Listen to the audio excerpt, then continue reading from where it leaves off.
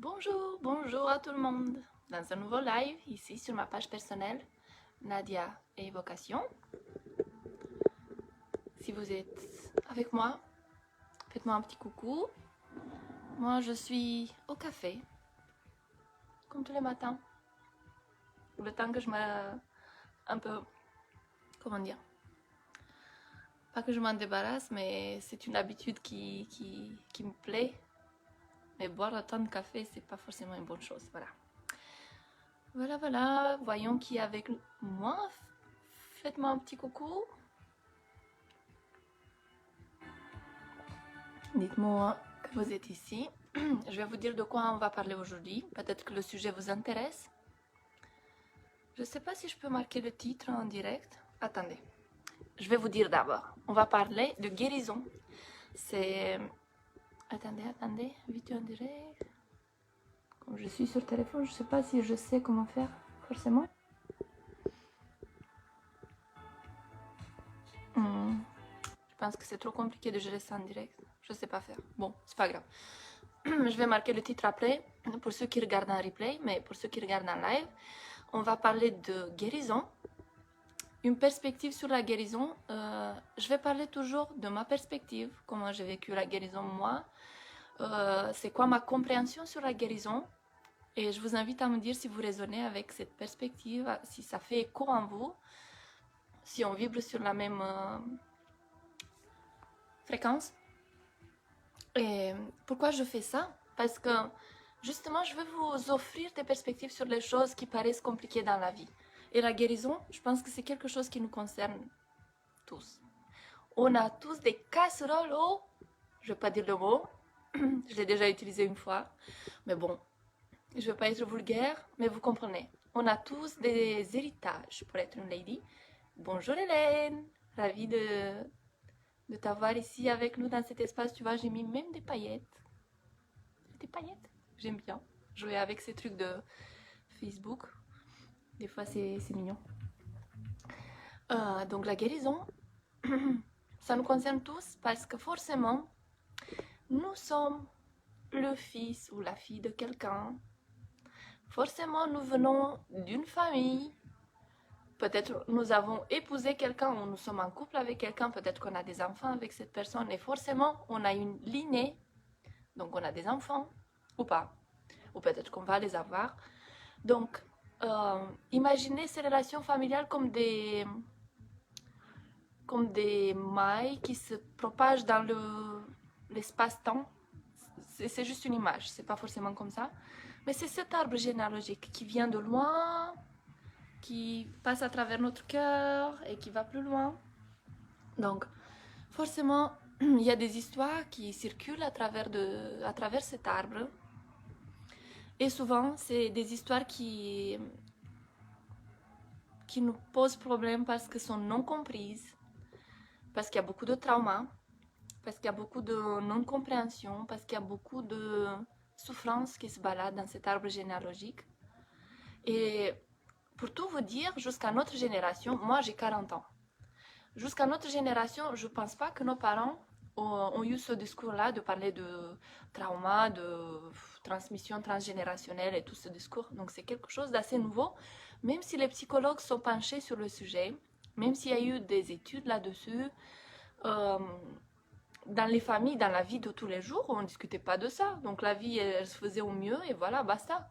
Et même s'il y avait des traumas ou des trucs moches qui se passaient dans les familles, ils étaient étouffés au plus vite pour que les autres n'apprennent pas et qu'on ne déshonore pas notre famille. Donc vous voyez à quel point, comment on maîtrisait avant toutes ces choses-là. Donc on ne parlait pas de guérison. C'est quoi cette guérison? C'est quoi ces trucs-là? Vous parlez de quoi? Donc on ne discutait pas comme ça. Mais heureusement, on vit dans une époque où tout s'accélère, où les portes sont largement ouvertes pour que tout ça se passe et qu'on puisse faire tout ce qu'on veut. Franchement, si on veut guérir, on peut guérir. Si on veut être libre malgré les restrictions qu'on puisse voir autour de nous, on peut être libre parce que la liberté, elle est d'abord intérieure. Et on dit que la liberté n'est pas gratuite. J'ai vu ça quelque part récemment. Et j'ai souri parce que quelque part, c'est vrai. La liberté n'est pas gratuite. Parce que si tu veux la liberté, si tu veux être libre, il faut que tu donnes en échange, ou en échange, pas en échange, que tu donnes, que tu te débarrasses de tous tes conditionnements, de tous tes programmes, de toutes les cochonneries qu'on a pu programmer dans ton cerveau et dans ton être. Il faut que tu puisses voir tout ça et dire, mais ça me sert plus, c'est plus moi, voilà, poubelle, je veux plus de ça. En toute liberté. Voilà, c'est ça le prix de la liberté. C'est pas ce qu'on croit, qu'il faut je sais pas quoi faire pour avoir la liberté. Bien sûr, il y a des cas et des cas dans le monde, on ne peut pas comparer. Il y a des gens qui sont vivent dans des conditions bizarres et pour eux, la liberté, ça veut dire autre chose. Mais de manière universelle, la liberté, c'est de pouvoir décider dans ton cœur que tu es libre et de le choisir. Mais pour pouvoir le choisir, il faut se débarrasser de tout ce qui te prive de cette liberté. Et ça, c'est tous ces conditionnements, tous ces poids qu'on porte sur nous. Je ne sais pas vous, mais moi, longtemps, j'ai eu un mal de dos, mais épouvantable. Je ne savais plus quoi faire, tellement ça faisait mal. Et je me suis dit, mais qu'est-ce qui m'arrive? Parce que je ne suis pas en train de travailler dans le port pour porter des sacs extrêmement lourds sur mon dos. Mon lit, il est excellent. Donc, il y a autre chose. Donc, j'ai creusé, j'ai creusé, j'ai creusé. J'ai fait mon bout de chemin. Je ne dis pas qu'il est fini, mais j'ai eu l'occasion de pouvoir travailler avec une femme exceptionnelle qui m'a aidé à justement à mettre le nez là-dedans, même si j'ai pas aimé ce que je voyais, mais quand même elle a été là, elle a créé l'espace pour que je puisse explorer toutes ces facettes de moi. Je ne dis pas que j'ai fini, j'ai encore du travail, mais le fait d'avoir quelqu'un à mes côtés qui m'aide, qui me guide, qui, qui me prend dans ses bras quand c'est trop dur et que j'en peux plus et que j'ai envie d'envoyer tout balader, ça a été énorme. Et c'est un des messages que je veux passer aujourd'hui. Et après, on passe aux guérisons. Je sais que je suis bavarde, mais j'ai tellement de choses à dire que il y a plein d'idées qui se bousculent dans ma tête et j'ai envie de tout vous dire, mais j'espère quand même de garder la ligne directrice, de ne pas m'éparpiller partout.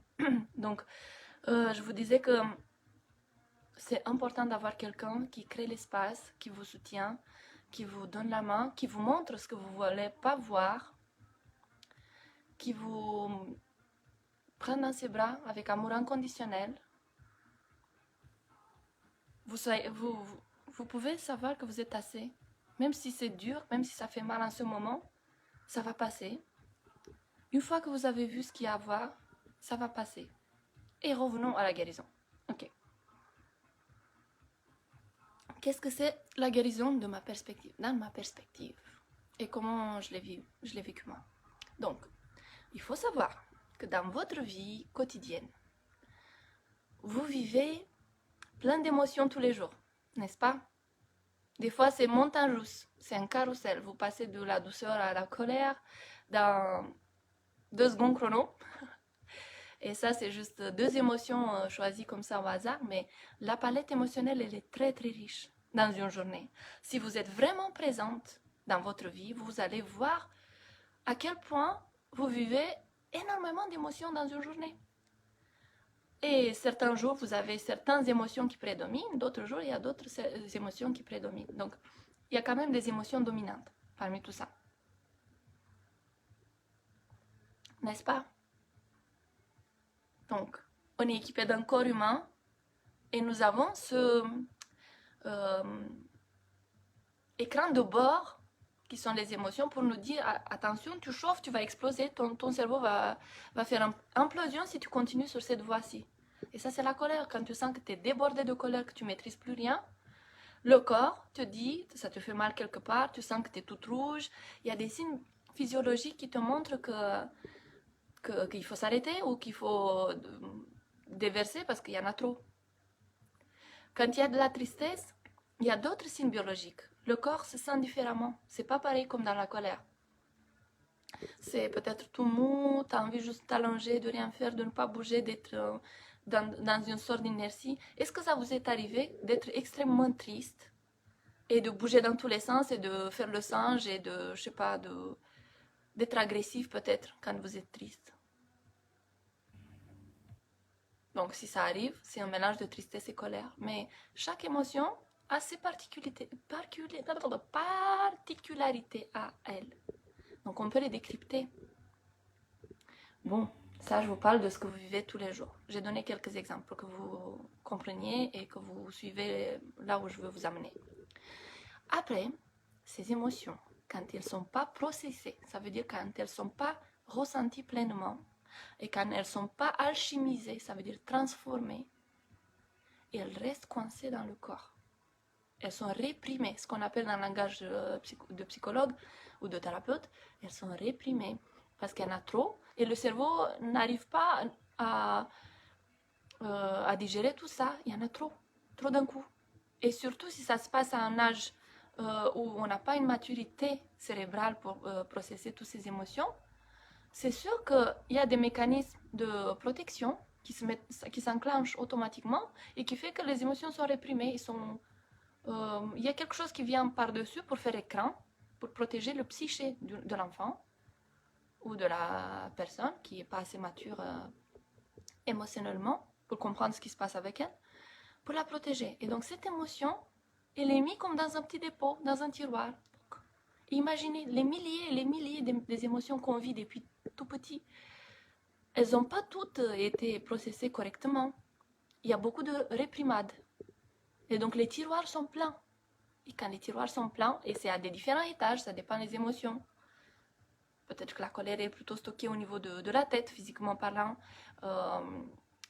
La joie, elle est plutôt au niveau du cœur. Mais la joie, c'est une émotion fluide. Elle vient, elle s'en va. C'est rarement stocké comme les émotions lourdes, très denses et très... C'est ça la sensation de lourdeur. Et là, je peux énumérer la tristesse, la colère, la frustration, l'injustice, l'abandon, l'humiliation, la honte.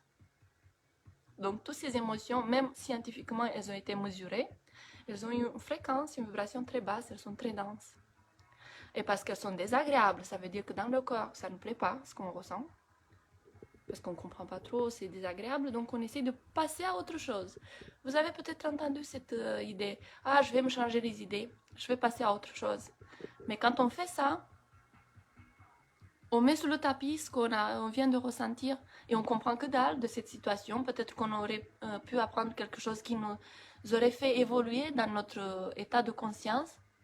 Et la prochaine fois, on n'aurait plus à faire avec cette situation parce que justement, c'est acquis. Mais on a mis sur le tapis et ça s'accumule, et ça s'accumule, et ça s'accumule. Ce qui fait que notre corps, à un moment donné dans notre vie, c'est un gros engrenage des émotions refoulées qui font surface parce qu'il y en a trop. Et après, il y a des déclencheurs. Il y a quelqu'un qui vient faire un truc et boum, c'est comme on allume une allumette dans une chambre à gaz. Ça fait boum, tu exploses. Parce que justement, c'est sur la même fréquence, le déclencheur, c'est sur la même fréquence que l'émotion refoulée qui stagne quelque part dans un coin d'ombre depuis très longtemps. Et c'est le seul moyen de la faire ressortir. Et pourquoi on le ferait ressortir, on se demanderait. Parce que si on ne le fait pas, toute cette densité, tout ce bagage émotionnel de basse fréquence, ça va se transformer en maladie à un moment donné. Donc, une maladie avant que ça soit physiologique, donc avant que ça soit une dégénérescence ou un dysfonctionnement biologique, c'est un dysfonctionnement énergétique, émotionnel. C'est parce qu'on n'a pas voulu regarder, on n'a pas voulu comprendre, on a été dans un déni total de ce qui s'est passé parce que ça faisait trop mal. Et donc ça s'est accumulé, pour faire court. Mais on va y aller encore plus loin, parce que c'est comme ça que ça marche la vie, voilà. Moi, je fais juste vous expliquer. Donc, quand on refoule une émotion, je vais faire un parallèle avec un ordinateur. Est-ce que ça vous est arrivé d'allumer un ordinateur, de le faire rouler, donc il y a tous les programmes qui chargent, qui sont enclenchés, et à un moment donné, il y a une panne de courant, ou peut-être qu'on tire la prise, et on débranche l'ordinateur. Tout d'un coup, tout s'arrête, ça fait une sorte de shutdown, et la prochaine fois, quand on veut réenclencher l'ordinateur et le faire marcher, ça va pédaler, mais un truc de dingue, ça ne va pas marcher comme il faut, parce qu'il faut beaucoup d'énergie, beaucoup de mémoire vive, et il est nécessaire pour remettre tout le système sur le rail pour que petit à petit, ça se remet en route et que ça marche. C'est pareil avec les émotions. Je vais vous donner des exemples. Salut Lydie! Salut, je suis ravie que tu sois avec nous. Je t'envoie un cœur aussi. Je peux pas l'envoyer comme ça en écrit, mais je vais le faire après. Hélène dit, ce que tu dis résonne fort. J'étais fière de ma résilience, mais une énième preuve est venue et paf. Oui. En fait, cette résilience, il faut voir exactement ce que c'est cette résilience. Parce que nous, on est résilient. On est équipé pour être résilient. Mais jusqu'où on doit être résilient? Ou autrement dit, pourquoi supporter autant? Peut-être qu'il faut être courageuse. Courageuse de se dire, tiens, je veux voir pour une fois qu'est-ce qui se cache là-dedans. Et je suis prête à supporter. Ça fait mal, mais je suis là. Je ne vais pas mourir. Même si ça fait mal, je veux comprendre ce qui s'est passé. Je veux affronter cette émotion, cette situation, cette réalité. Je veux être là. Et je ne bouge pas jusqu'à ce que c'est résolu. Je ne mets plus sur le tapis. Et déjà, le seul fait d'avoir envoyé à l'univers, à Dieu, à cette intelligence universelle, dites-lui comme vous voulez, cette intention, elle est réceptionnée. Parce que le message est tellement fort, c'est une décision que tu as prise, c'est ton libre arbitre qui dit, moi je veux guérir et je suis assez courageuse et je sais que je peux le faire. Je suis là, même si ça fait mal, je ne bouge pas. Et tu seras surprise, le soulagement qui vient après. Il ne faut pas être trop dur avec soi-même, qu'il faut tout faire d'un seul coup, de se culpabiliser pour ce que tu ressens. Il n'y en a pas besoin. C'est comme ça, et voilà. Quand tu te détaches du résultat, de vouloir faire trop vite, ou de vouloir tout régler dans un coup parce que voilà, j'en ai marre de tout ça, j'en peux plus. Mais en fait, quand tu fais ça, quel message tu envoies à l'univers? Je veux pas voir jusqu'au bout. Pas maintenant, c'est trop, j'en ai marre. C'est peut-être, tu peux te dire, mais c'est les autres que si j'aurais été dans un autre contexte, peut-être que je n'aurais pas eu à souffrir autant. Mais tout ça, toutes ces pensées, ça consomme énormément d'énergie. Donc, quand on a compris ça, déjà, on quitte cette perspective, on se dit, bon, ça fait mal, ok, bon, voyons voir.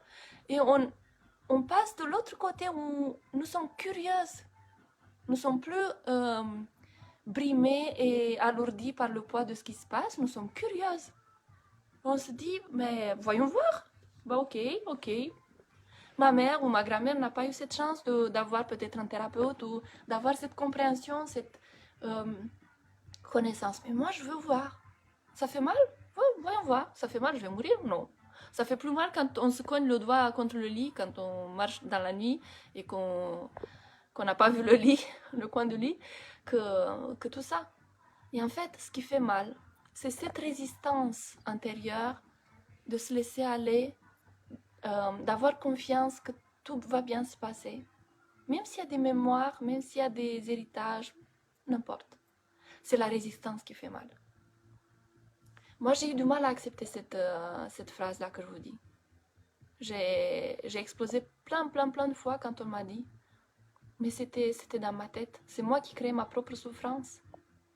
Et le moment où je me suis détachée et je me suis relâchée et je suis devenue curieuse pour voir, et je me suis dit, je ne vais pas mourir, allez, on y va. Et j'ai eu le courage et la curiosité de voir mon ego, de voir ces multiples facettes de se manifester dans le monde. À quel point il est malin et raffiné. Je me suis dit, bah tiens, faisons connaissance. Je veux savoir qui habite dans mon corps. Je veux savoir. Voilà. Donc cette décision seule m'a ouvert les portes vers la guérison. Parce que j'ai compris comment ça marche. J'ai compris que tout cet amas d'énergie que j'ai gardé en moi, c'était comme un accouchement difficile à chaque fois. À chaque fois que quelqu'un me déclenchait, c'était un accouchement difficile parce que d'un coup, l'émotion voulait s'exprimer, sortir, et de l'autre côté, je peux pas. Je rétrécissais son canal d'expression, si je peux dire ça comme ça. C'est peut-être bizarre les comparaisons que j'utilise. Mais moi, ça m'aide à dédramatiser et aussi à comprendre mieux certains trucs. Moi, je fais beaucoup de comparaisons, de métaphores pour justement expliquer ces concepts qui restent assez abstraits et pas tout le monde les comprend. J'ai remarqué, moi je croyais que le monde comprend quand je parle de certaines choses, mais en fait c'est pas vrai. Parce que chacun vient avec son niveau de compréhension, avec sa perspective sur la vie, et surtout que peut-être qu'ils n'ont jamais eu contact avec cette information, Donc ça ne leur parle pas vraiment. J'essaie d'expliquer, de donner des exemples un peu plus rigolotes pour justement rendre plus accessible le subtil. Voilà, malgré tout qui fait partie de notre vie quotidienne. Et ce que je disais qu'au moment où cet amas d'émotions, cette énergie qui est localisée dans des différentes parties de notre corps, et ça a été mesuré scientifiquement, parce que l'humain, il a besoin des preuves scientifiques malgré tout. Il n'arrive pas à croire juste parce qu'il l'a entendu. Moi, ce que je recommande, c'est d'expérimenter. Bon, la science, c'est bien parce qu'ils ont observé des choses, ils sont allés les mesurer, ils sont venus avec les preuves. Très bien. Mais quand tu as un résultat scientifique, tu fais quoi? Tu le prends pour acquis ou tu te dis, tiens, mais moi, je veux voir moi. Comment ça se passe dans mon corps? Et on fait l'expérience de ce que je raconte ici. Ne prenez rien pour acquis, expérimentez. Et donc, je reviens encore une fois. Donc, les émotions, c'est des amas d'énergie. Quand elles sont réprimées, quand elles ne sont pas processées, elles stagnent dans le corps. Donc, imaginez comme dans les tuyauteries de votre maison, quand il y a trop d'eau calcaire qui s'accroche au tuyau et que ça crée des dépôts. Et donc, à un moment donné, l'eau ne circule plus comme il faut. Donc, il n'y a plus ce beau flux d'eau qui passe à travers les tuyaux. Ou dans les artères, quand on mange trop gras et qu'il y a des caillots ou je sais pas quoi. C'est pareil dans le corps, sauf que c'est au niveau énergétique. Et quand il y a tous ces boules d'énergie qui stagnent, l'énergie de la vie, le prana, le chi, l'énergie vitale, ne peut plus circuler librement. Parce que quand on est un être libre, en bonne santé, nous sommes en mouvement. L'énergie circule tout le temps, elle se renouvelle. Les cellules se renouvellent. Tout se renouvelle à nous. D'un jour à l'autre, on n'est plus pareil. On n'est plus les mêmes personnes. L'énergie circule et la vie, c'est emotion, l'énergie en motion. Mais il faut permettre à ces énergies de s'exprimer, de les comprendre au niveau rationnel aussi, de les ressentir dans le corps. Tu dis, aïe, j'ai mal au ventre, qu'est-ce qui se passe? Et tu creuses et tu regardes, qu'est-ce qui s'est passé il y a quelque temps? Qui t'a déclenché quelque chose? Pourquoi j'ai mal au ventre? Et tu dis, oui, celui-là, il m'a dit quelque chose, mais j'ai pas aimé ce qu'il m'a dit. Donc peut-être que tu n'as pas bien digéré cette information. Et donc, tu es signalisé que, voilà, tu as mal au ventre, c'est là où la digestion se passe, pour te faire comprendre que tu n'as pas digéré ce qu'il a dit. Mais tu peux creuser encore un peu plus en profondeur, te dire, mais pourquoi je n'ai pas aimé ce qu'il a dit? Et là, tu vas comprendre, tu vas apprendre des choses sur toi, surtout. C'est ça qui est magique. Avec les émotions, surtout avec les émotions fortes, on apprend énormément sur nous-mêmes. On apprend énormément sur nous-mêmes, on découvre qui on est. Et quand on dit que la vie, elle est faite de leçons, c'est pas pour être bon élève, on s'en fout. Qu'est-ce qu'on a à faire? Être bon élève. Mais en fait, on apprend sur nous-mêmes. Et apprendre qui on est, c'est la raison pour laquelle on est venu sur Terre. C'est étonnant, non? C'est pas les diplômes, c'est pas le gros boulot, c'est pas l'argent, c'est pas la voiture, c'est pas la grosse baraque, c'est pas les voyages. Ça fait partie, mais c'est pas la raison pour laquelle on est venu ici. Nous sommes venus pour évoluer, nous sommes venus pour découvrir qui on est et évoluer dans notre niveau de conscience. Ça paraît bizarre. Si vous ne comprenez pas, vous pouvez me le dire parce que je peux rentrer en plus de détails pour expliquer certains concepts. Et d'où je suis partie avec ce sujet des émotions? Oui, attends, j'ai pas fini. Donc ces émotions qu'on ressent nous de notre vivant qui restent bloquées dans notre corps. Mais il y a un autre aspect. Comme je vous ai dit, nous sommes la fille de quelqu'un, le fils de quelqu'un.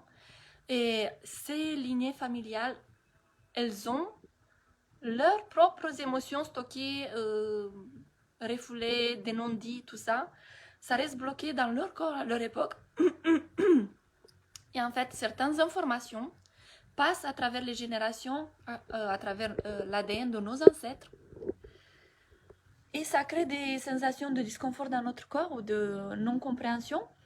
Et on ne sait pas pourquoi, parce que dans notre quotidien, on ne trouve pas pourquoi on ressent cette chose-là. Mais peut-être que c'est une information qui vient d'un ancêtre, plus loin. Et peut-être tu vas dire, mais bon, comment je peux savoir? Je ne connais même pas mes grands-parents, comment je peux savoir ce qu'ils ont vécu eux? Mais finalement, Est-ce que c'est important de savoir tout? Je dirais que non, parce qu'on ne peut pas. Et de toute façon, c'est trop casse-pied d'aller faire des recherches. Comment on peut savoir des choses des gens qui sont morts, qui sont plus là avec nous? Il y a, et là, je reviens au post que j'ai fait hier, il me semble. Il y a une belle femme qui m'a posé un commentaire sur ce post et qui m'a inspiré le live d'aujourd'hui sur la guérison. Je le remercie. Peut-être que je ne l'aurais pas fait s'il n'y avait pas son commentaire. Il y a Bert Hellinger, je ne sais pas si vous avez entendu parler de Bert Hellinger. C'est un thérapeute allemand qui a mis les bases de ce qu'on appelle les constellations familiales. Et il a travaillé notamment sur les thérapies familiales, les systèmes familiaux. Donc il était spécialisé là-dedans. Il avait une compréhension plus riche de ce que c'est le système familial, l'héritage transgénérationnel, les émotions, l'être humain en général. Donc je trouve ça assez intéressant, sa perspective. Déjà, à la base, lui, il était pédagogue et pendant un certain temps, il a été prêtre, donc il avait une connaissance théologique aussi. C'est assez riche son travail, c'est intéressant.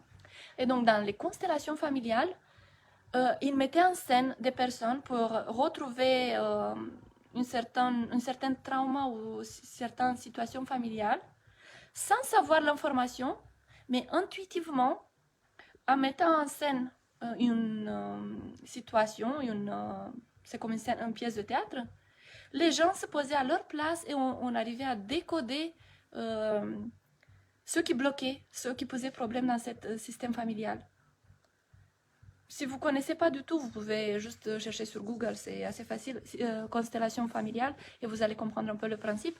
Mais juste pour vous dire que lui, à un moment donné, il a fait cette affirmation que, à un moment donné, dans un arbre généalogique, il y a une personne qui va guérir tout cet arbre. Et d'habitude, cette personne, c'est quelqu'un d'atypique, c'est quelqu'un qui peut paraître bizarre, qui est souvent exclu, qui est considéré différent des autres, qui ne suit pas les règles, pas du tout dans les normes. Une personne qu'on dit, notamment dans notre langage terrien, que le mouton noir, quelqu'un qui est différent et qui transgresse toutes les règles. Mais cette personne précise, quand elle s'est incarnée dans ce corps, dans cette vie, elle a choisi de venir pour guérir la lignée familiale. Peut-être qu'elle était douée avec une compréhension et un niveau de conscience supérieur pour permettre cette guérison. Même si elle savait qu'elle allait souffrir, même si elle savait qu'elle ça va lui casser les pieds, ça va pas être facile, mais c'était cette âme capable de venir et de libérer tous ces amas d'énergie qui stagnent dans son corps, dans son ADN, pour libérer son ascendance et sa descendance. Est-ce que ça vous parle, ce concept-là? On dit que tout est énergie. Notre corps, notre vécu, tout ce qu'on a dit, tout ce qu'on a fait, tout ce qu'on ressent, tout ça, c'est de l'énergie. Et l'énergie, c'est une sorte d'information codée. Donc, il faut, comme un ordinateur, il faut décoder, comprendre, ressentir. Les émotions, on les ressent. Mais on peut arriver à les comprendre aussi. Surtout, on comprend l'information attachée à une émotion. Ouh là là là là là. J'ai trop parlé. Est-ce que ça vous parle, cette notion et la comparaison que je fais? Si vous êtes toujours là, je ne sais pas si vous êtes là, mais même si vous n'êtes plus là, laissez-moi un commentaire à replay. Vous pouvez mettre un hashtag replay, comme ça je sais que vous avez regardé un replay. Et on peut continuer la discussion à replay.